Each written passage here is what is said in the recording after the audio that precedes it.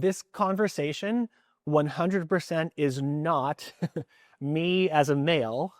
telling you who may have experienced menopause what it's like and what to do about it. I mean, if that was the case, kick me off stage, no question.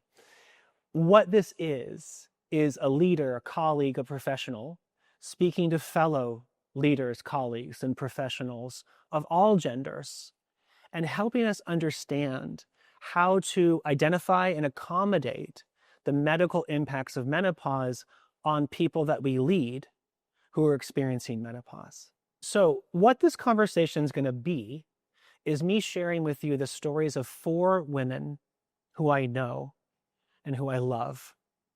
and drawing out from those stories really critical pieces of information and understanding and leadership best practices when it comes to leading and supporting menopausal professionals, so that we can all be a part of lifting up people at the height of their value and receiving the powerful impact they can make on the businesses that we serve.